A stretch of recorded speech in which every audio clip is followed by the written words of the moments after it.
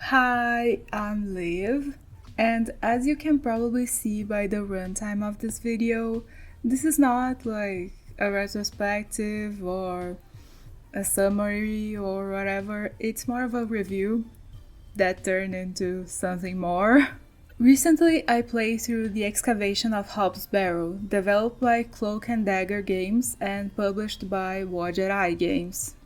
Now, if you like point and click, you probably know Wadgerai.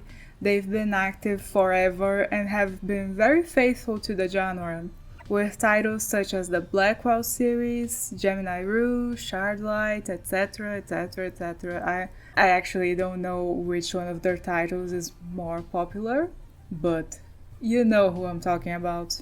So I merrily made my purchase and then forgot about it. Until like 2 weeks ago, that is. So I finally booted it up and okay, never mind, it's ugly.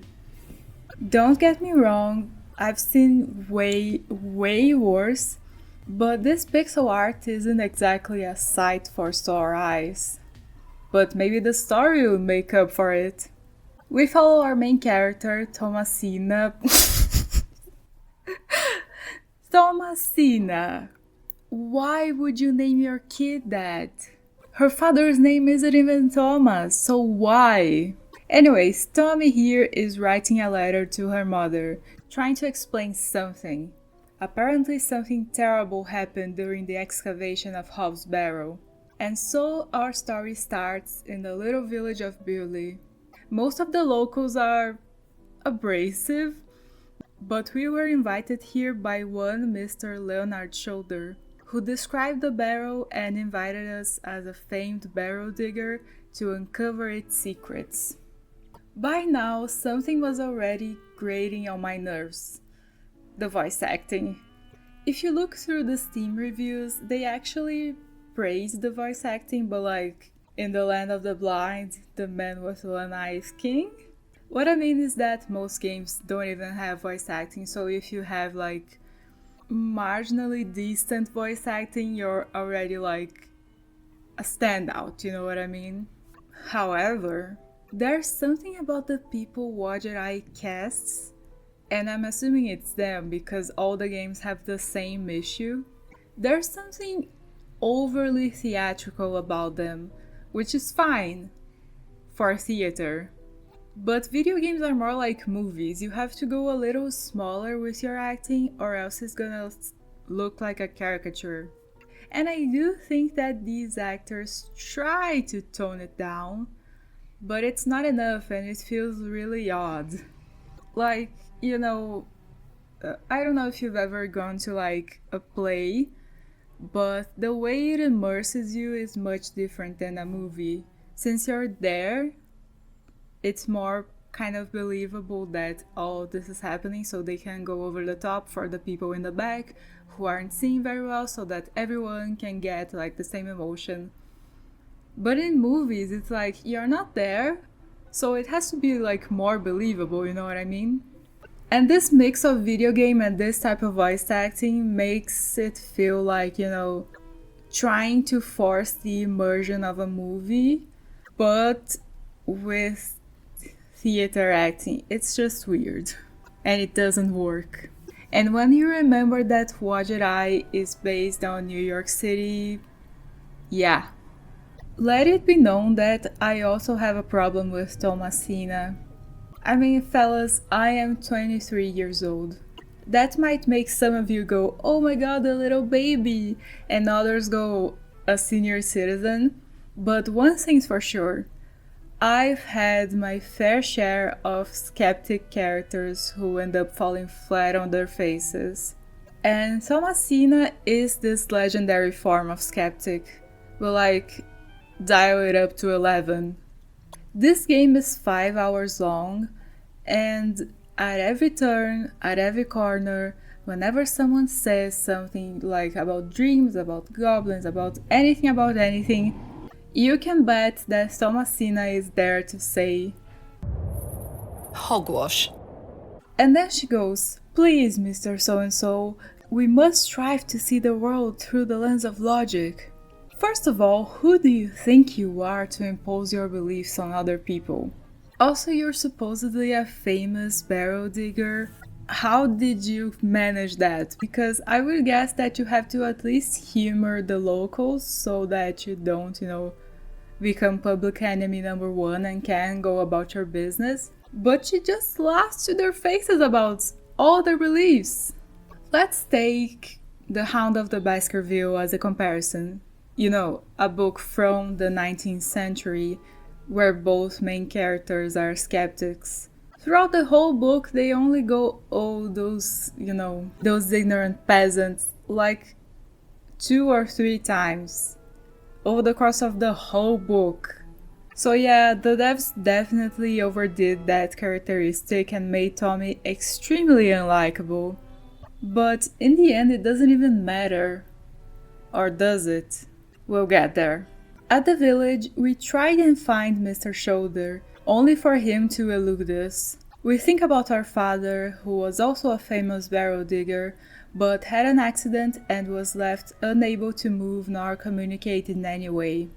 Thomasina idolizes the man, even though she was like 6 at most when that accident happened, so all of her memories of him are extremely early. I don't know, I'm trying to think of like all my memories I have of my dad from when I was 6 and under. And I find it very hard to believe that she would, develop a lifelong loyalty to him with so little time with him. But anyways, let's move on. We wander through the moors and okay, this game is definitely ugly. Listen. When I was a kid, one of my favorite movies was The Secret Garden. Like, that was the place I wanted to be in, that I wanted to live at.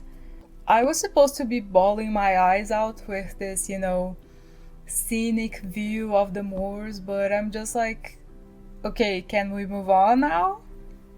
The following day, our assistant doesn't arrive. He only sends our equipment. No money, like he should have.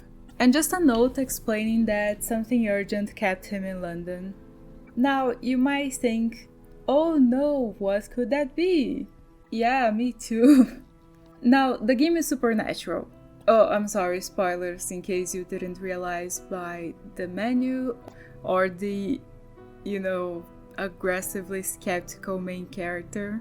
So I don't doubt that something supernatural from Hobbs Barrow influenced whatever happened, but we never get any closure. I thought it had something to do with our father, but no. Anyways, we eventually have this dream.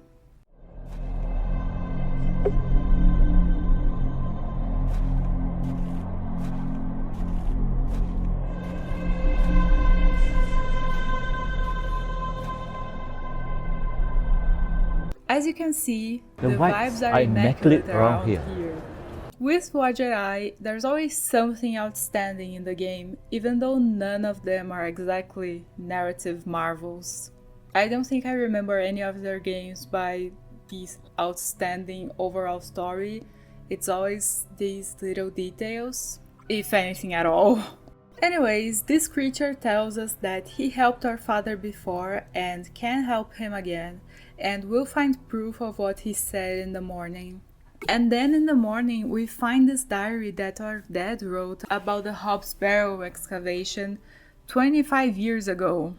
In it, he mentions that our mom was pregnant and our heroine goes, Adam, only to never bring little brother Adam up again. And then Thomasina does the skeptic rounds of questioning. I'm getting sleepy just thinking about it. The thing is, she's got this whole bravado about being a skeptic, but then she starts to, second guess if her dreams are actually more than just dreams. But if her dreams are real, she should also be considering like the billion different warnings that the locals gave her to not excavate Hobbs Barrow. And they're not just supernatural in nature, she knows that she's in actual danger here.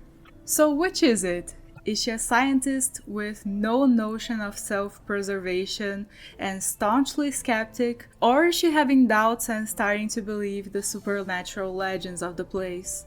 It seems like both and neither. And this all links to the end of the game. It only has one, which is very unusual for Watched Eye games. I don't think any of their other games has only one ending. And it also means that all the choices throughout the game are pretty much useless. Choices I didn't mention because I'm not going beat by beat here, and again, they are useless. But there are several points throughout where you can choose to lie or tell the truth, have some drinks with Mr. Tillet or not, tell a secret or not, and it impacts nothing. So, okay, the other endings were probably cut due to budget reasons. But then the devs didn't go over the story again to iron it out and make it make sense. They just kept the character open to the choices of the player, but without the player's choices, I guess. And the fact that endings were cut, the fact that there was actually stuff cut from this game is so weird to me because as it is now, the game drags. By the midway point, I was just skipping dialogue, and by the end, I had the walkthrough open. Not because I wasn't able to solve the puzzles, but because I just wanted to get on with it. The ending is interesting and all. I think imagining the alternative endings, like her going away and not excavating anything, going inside the barrow and actually manages to defeat the evil forces, blah blah blah. The one they kept is the most interesting one, even though the build-up isn't there and doesn't make any sense. But this was the straw that broke the camel's back. I'm giving up on Watched Eye. Playing through Hobbs Barrow, I realized that the problems I had with it are problems that I've had with several of their games. Ugly, poorly written, unmemorable, cringy voice acting. When I was younger, I had the patience to go through slop because I had more free time and was addicted to achievement hunting, but nowadays, I have better things to do. Plus, is this a warning that things are going downhill? Because all the other Watched Eye games, with all the flaws that they had, I never had this unfinished flavor that is all over Hobbs Barrow. Anyways, I think I kinda said it all. If you enjoy their games, good for you. You have a lot to enjoy. By the way, I didn't change my opinion on Primordia. I still think it's pretty good. Probably the beautiful pixel art and the voice effects won me over. But anyways, yeah. Thank you so much for watching. Like, comment, subscribe, blah blah blah blah blah. And I'll make more videos if a Neville doesn't fall on my head. Bye!